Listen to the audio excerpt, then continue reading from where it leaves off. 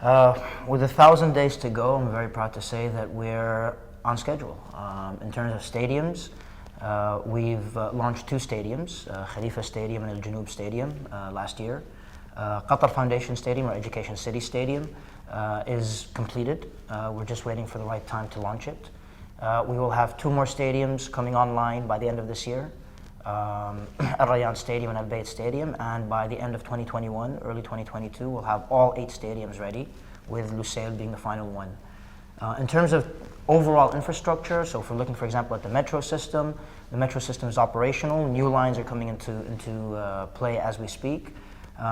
It was successfully tested during the Club World Cup, where there was, the great thing about it was very, very successfully utilized by the population, not just for the tournament, but just generally.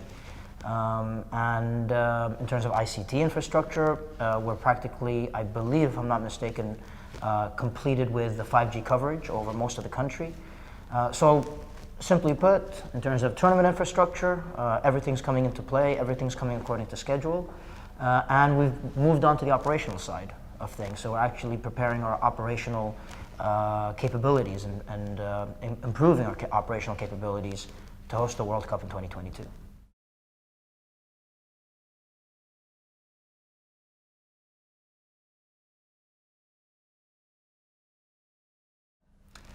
To ensure that the stadiums are sustainable from day one, we ensured during the design stage that first we incorporated feedback from the communities where these stadiums are located, so that each stadium has a specific component, making it a destination for the community and for the people surrounding the stadium, so that it's used on a daily basis. So for example, in Al Janoub and Al Bayt, we have parks developed around the stadium for the community to utilize. In addition, what we wanted to ensure is that there's no excess capacity within the stadiums that will be underutilized. So for example, most of the stadiums for the group stages, actually all the stadiums for the group stages will be 40,000 seater capacities. They will be reduced according to the needs that we've designated. Most of them will be reduced to about 20,000, 25,000 seater capacities. The remaining seats, the modular seats, will be reconfigured and donated to football developing nations as part of our contribution to football development.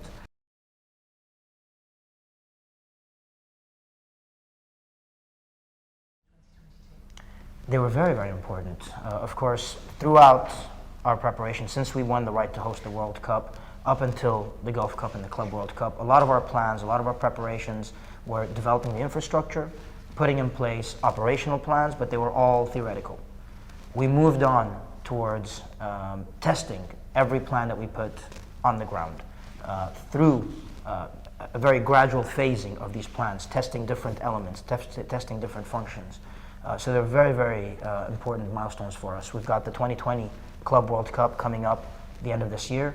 We have another tournament that we're looking to host in 2021. And again, each one is an important milestone to test the plans, to test us as individuals as well, our capabilities. And I'm very proud to say the conclusion of 2019 was a great success, both in terms of achieving our goals and objectives, seeing what works and what doesn't work and how can we fix it, and preparing for 2020 and according with the lessons learned. But at the same time, the tournament itself was a great success. It vindicated what we said, that these tournaments are a great opportunity, great festivity for people to get together. They're a great opportunity for people from different backgrounds and different cultures to discover what the Arabic culture, what the Middle Eastern culture truly is about, how hospitable we are, how football crazy we are. And I think it was for us an eye-opening moment, but at the same time was a celebratory moment as well.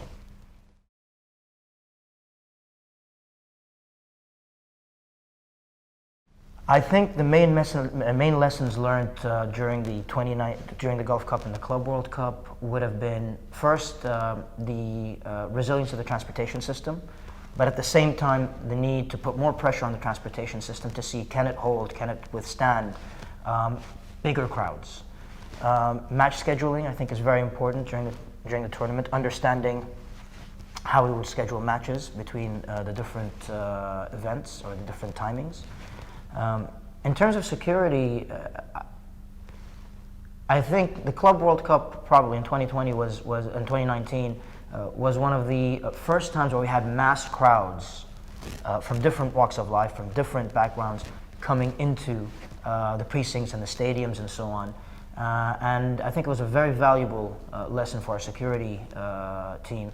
We had incidents, for example, with the Taraji fans as well, where there was a bit of a few tense moments where I think our security team handled it very well, even though this is one of the very first moments that we've had these kinds of experiences in. And I think it's set the tone for us for 2020.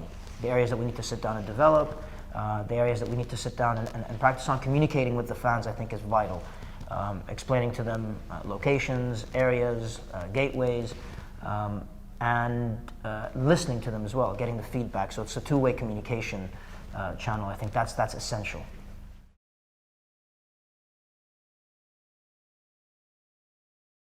The fan zones were a great success. Throughout the years, we've always said that we will have fan zones available in certain areas, alcohol will be available, and we delivered on it. The atmosphere was great, the fans had a great time, alcohol was available, affordable alcohol was available, and as I said, the atmosphere was absolutely fantastic, and it showcased what we've been promising, what we've been planning, that the model that we're talking about does work. Now the question is, how do we develop it? How do we create new, different locations? How do we improve on it?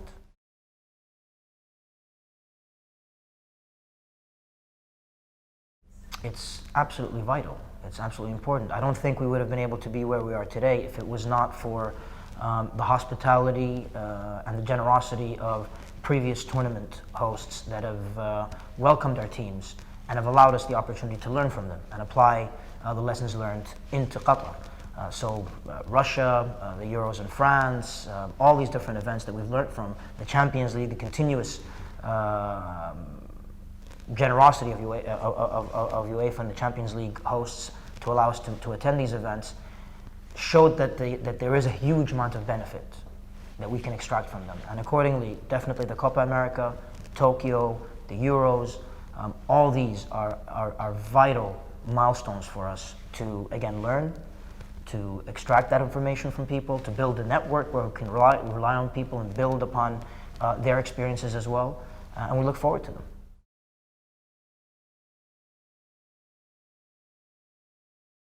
Success for me personally is people having had a great time, great vibe, great people from different backgrounds, different cultures just coming into, whether it's the Corniche, whether it's Msheirab, whether it's any of the different locations in Qatar, and just people from different walks of life just celebrating together. That's one factor. Great football, no doubts about great football, because I do believe that the compact nature of our tournament will ensure that players will be at their peak performance levels, and so you'll find great football on the pitch. And then beyond that, my success measure will be 2024, 2025, 2026, when we can identify individuals that have personally benefited out of these tournaments, whether it's companies or entrepreneurs that have been able to move on and grow as a result of their contribution and involvement in 2022, and accordingly jobs being created, whether it's people that benefit from our projects such as Generation Amazing that uses football for development, and you see them being leaders in their community as a result of these projects, whether it's finding leaders in the sporting industry as a result of some of our initiatives, such as, for example, Jisr Institute that uses football for development, that enhances the skills of people within the sporting industry, and ultimately, hopefully, in 2028, 2030, you start seeing a growing sporting industry in the region that contributes to job creation, that contributes to empowerment, that contributes to improving people's lives.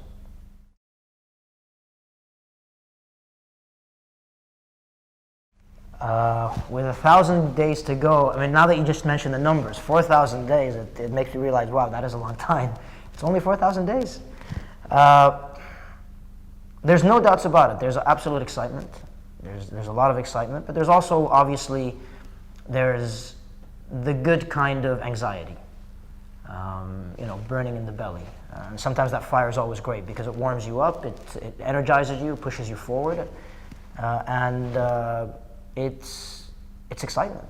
It's absolute excitement. I mean, 10 years of our lives have been dedicated to this, day in, day out. With 1,000 days to go, we can only, or at least for me personally, I can only look at it with just excitement, trepidation, anxiety, but more importantly also conviction that this will be, without a doubt, the best tournament. The first World Cup in the Middle East, in the Arab world, will set a benchmark in the history of hosting major tournaments.